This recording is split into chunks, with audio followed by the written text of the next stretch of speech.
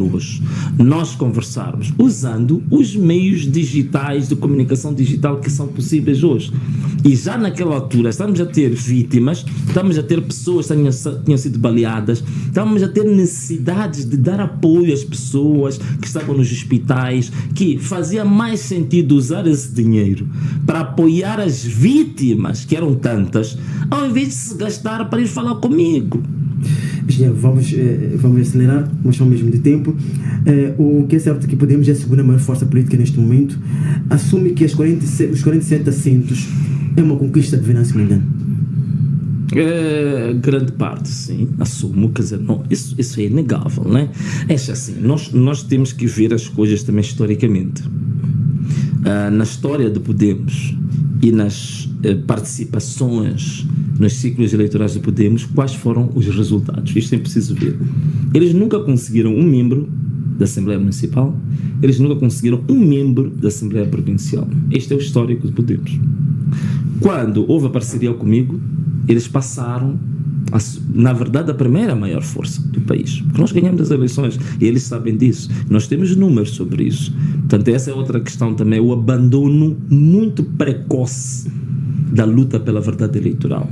Portanto, eles estavam sempre a dizer, o Forquilha estava sempre dentro dos pontos a colocar, falava da verdade eleitoral, depois dizia a seguir, se não for possível a verdade eleitoral, tal, quer dizer, uma pessoa hesitante, nunca tinha convicção de que devia lutar pela verdade eleitoral até as últimas consequências.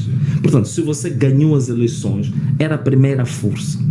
E, pura e simplesmente, se acomodou rapidamente com a posição segunda que te deram como se fosse um favor.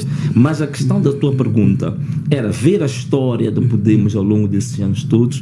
Nunca tiveram um membro da Assembleia Municipal, nunca tiveram um membro da Assembleia Provincial. E, de repente, são a segunda maior força na Assembleia da República. E isto aconteceu quando? Aconteceu no momento crítico em que eles tiveram um acordo com Venâncio. Isso é insufismável.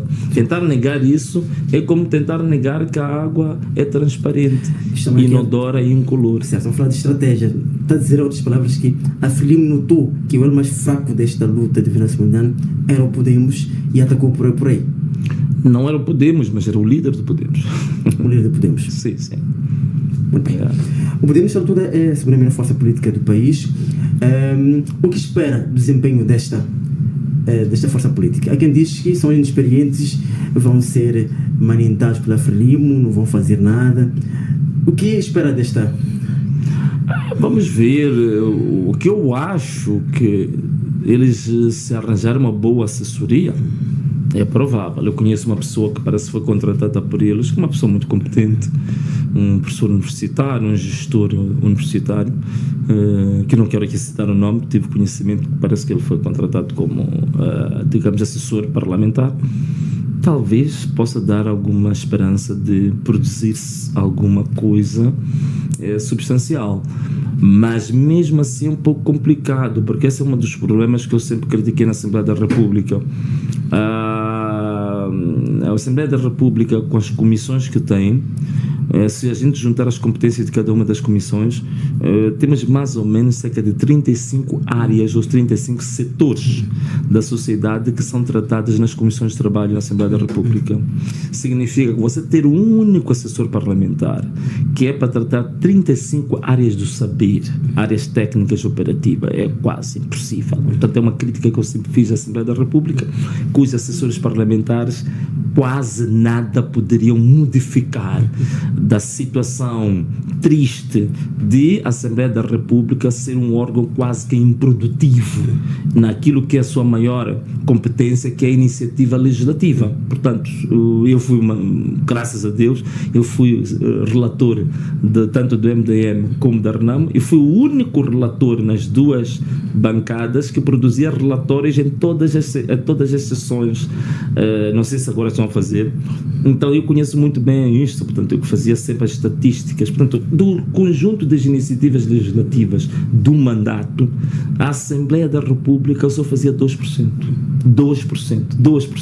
Mas a iniciativa legislativa está dentro das 3 competências primordiais da Assembleia da República. Portanto, se não houver algo que seja desafiante, aquilo que eu costumo dizer, algo que agita as águas, vai ser muito difícil podermos ser relevantes ao longo destes 5 anos.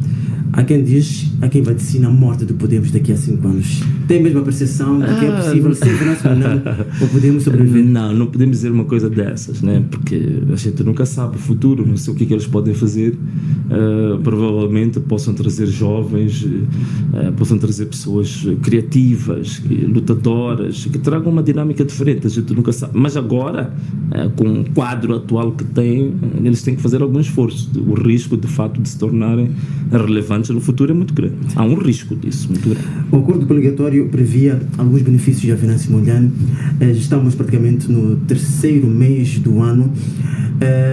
Já recebeu algum valor proveniente do Podemos, uma vez que até a última indicação que nós tínhamos é que havia essa cisão entre Venâncio Mondlane e o Podemos, mas ia-se obedecer o que estava escrito no acordo coligatório. Já recebeu algum valor do Podemos? Graças a Deus.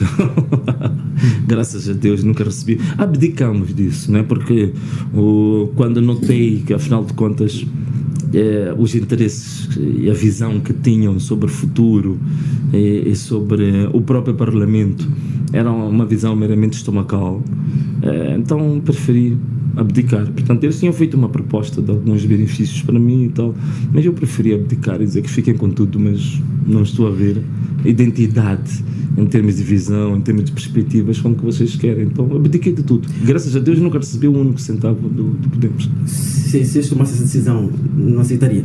Como? Se tomasse a decisão de enviar a conta do engenheiro... Não, é que nem tinham hipótese, porque quando fizeram uma proposta eu rejeitei logo. Então, como é que haviam de enviar se eu logo, a partida disse que não queria? Não podiam fazer isso. Que há contas em plataformas digitais do engenheiro que existem nas redes sociais. De repente mandarem sem eu saber. Sim.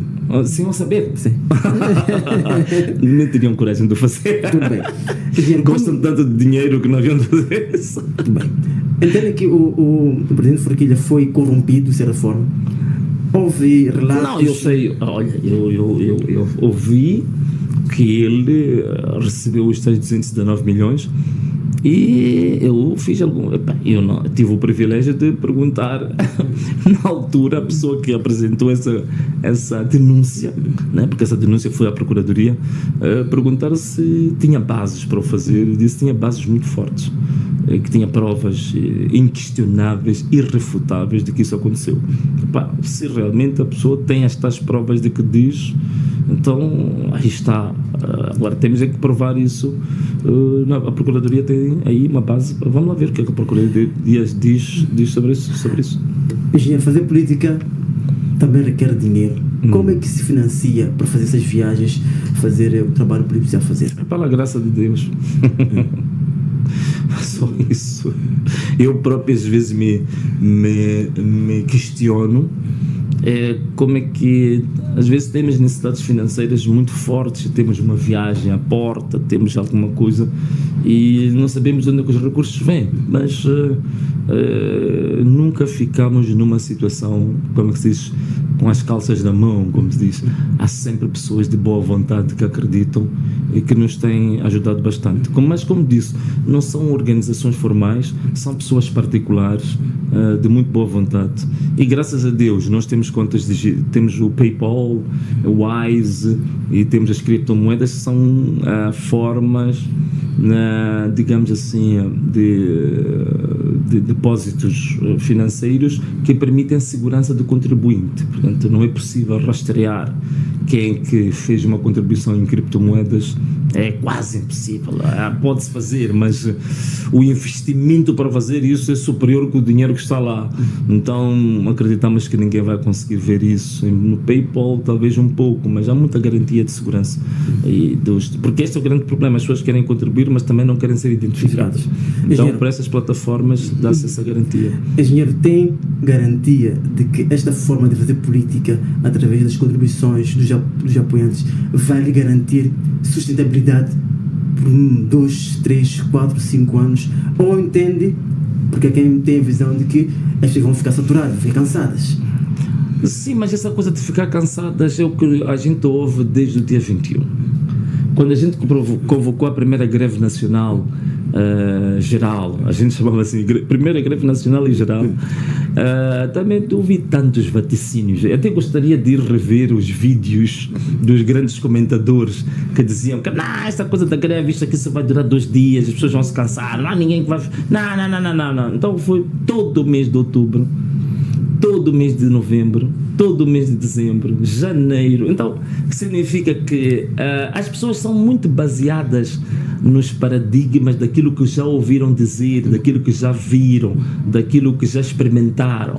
As pessoas não estão abertas para pensar em perspectivas, ousadia, visão, utopia. As pessoas não estão prontas para isso, não é? Hoje em dia, se a gente tem um sistema democrático, é porque em algum momento houve uns jovens que foram ousados e disseram que não, nós não queremos mais monarquia, nós queremos uma república, e que eram vistos como malucos, como não sei o quê. Acreditaram nisso. Então hoje também há muita gente que também ainda está agarrada nisto, que as pessoas vão se cansar, as pessoas não vão poder fazer isso. O problema é que as pessoas não têm a mente aberta para a visão, não têm a mente aberta para a utopia, e não conhecem a verdadeira lógica dos fenômenos sociais, e não leram ainda o que leva as pessoas a contribuir. As pessoas estão a contribuir exatamente porque a motivação que leva as pessoas a contribuir é que vai fazer com que a pessoa contribua 2 dias ou a pessoa contribua 5 anos. Então essa parte nunca ninguém estuda, nunca ninguém analisa isto, né? Você, quando fica a contribuir para um clube, contribui durante 20 anos. Faz isso por quê? Qual é a lógica disso? O que leva uma pessoa do Sporting que nunca ganha já há muitos anos, mas a pessoa continua como sócio do Sporting a pagar cotas? O que leva uma pessoa a fazer isso? Então o que pode levar as pessoas por 5 anos ou 10 anos a continuarem a contribuir para esse projeto político? Era muito interessante fazer esse trabalho. Há uma contribuição do internauta que pediu anonimato e defende que essas contribuições que o engenheiro recebe devia usar, por exemplo, para construir. Não sabemos qual é o nível de contribuição das pessoas que apoiam o engenheiro. Construir casas, dar cesta básica a algumas famílias que perderam os seus progenitores por causa das manifestações. Sim. Apoio a pequenos comerciantes, apoiar as creches, famílias carentes. Sim, tem razão, concordo. Essa contribuição está muito boa. Agora, a dimensão das nossas contribuições não permite fazer tanta coisa assim, mas, por exemplo, uma das coisas que nós fizemos foi visitas, eu não sei se acompanharam, nós fizemos várias visitas às famílias que sofreram durante as manifestações da violência policial, pessoas baleadas que precisam de tratamento médico, pessoas que estão detidas, que precisam de ajuda, famílias que também perderam os seus parentes e que precisam de alguma ajuda. Nós, dentro do possível, todas as visitas que nós fazemos a essas famílias, nós sempre deixávamos alguma contribuição, algum apoio. E algumas famílias precisam de apoio permanente, portanto, não apoio pontual, precisam de apoio permanente. E nós agora, em colaboração com a Rede das Mães Solidárias, que é uma organização que está em todo o país, portanto, nós não tínhamos capacidade de poder abranger a assistência em todo o país. Agora nós estamos a canalizar todo o apoio que temos para ajudar as pessoas feridas, detidas, canalizamos para as Mães Solidárias, e elas têm ajudado. Claro que neste momento as necessidades que as pessoas têm em medicamentos, alimentação, assistência jurídica é tão grande que quase não nos resta muito para obras como edificações, isto a dizer, construir escolas, fazer hospitais. Ainda não temos essa capacidade financeira. Pode-se agradar o orçamento mais ou menos de funcionamento da estrutura de Venâncio Molhano? O funcionamento mensal. Sim. O nosso funcionamento mensal com os nossos, quer dizer, porque depende, né? Por exemplo, se temos viagens, pode crescer um bocadinho. Quando vamos ao norte, pode crescer um bocado. Mas o funcionamento normal de todos os meses não é assim tão grande, são cerca de 300 mil meticais por mês. Sim. E conseguem estabelecer? Conseguimos mensalmente? Conseguimos mensalmente cobrir isso. Há fontes também que nos ajudam, que não são propriamente estas publicamente conhecidas, porque às vezes estas também não chegam, não é assim, não pode parecer, mas não é assim valores tão astronómicos que a gente tem recebido. Liliana, temos algumas perguntas para os internautas? A maior parte delas já foram respondidas. Tudo bem. Engenheiro, faço pergunta em relação à família de Elvino Dias. Sim. Como está a família de Elvino Dias nesta altura? E para o Luame? Olha, Do Paulo Gwambe, confesso que não tenho assim muita informação. Acredito que Paulo Gwambe era porta-voz. Penso que sim, era porta-voz e era responsável para a área de comunicação e imagem de Podemos. E creio que, bom, por causa dessa situação em que nós estamos, não tenho tido muita informação, mas acredito que o Podemos deve estar a cuidar da família, ajudar e acompanhar o caso, né? Mas em relação à família de Irving Dias, sobretudo da Esmeralda, ela neste momento faz parte da nossa organização e ainda há pouco tempo ela viajou para Climane, porque eles tinham a casa deles aqui em Maputo, com os filhos, e dentro do possível, dentro daquilo que a gente pode, a gente tem ajudado a família. Uma das coisas que estamos neste momento a fazer, todo o forcing, ainda não se resolveu a questão da habilitação de herdeiros, por causa da família que é grande, mas quem está a tratar de todo o processo de habilitação de herdeiros é um advogado nosso, e nós estamos a cobrir todos os custos sobre isso. E também estamos com outro processo, que é o processo da revitalização do consultório que acabou fechando, o consultório jurídico dele. E uma das coisas que haviam muitos contratos, e que alguns destes contratos tinham valores a receber, que é preciso revitalizar esses contratos para não se perder os contratos. Então temos também advogados que estão a ajudar-nos para manter aquele negócio, para ver se pode ajudar a família no futuro. Então é o que nós estamos a fazer, mas a família também está estável.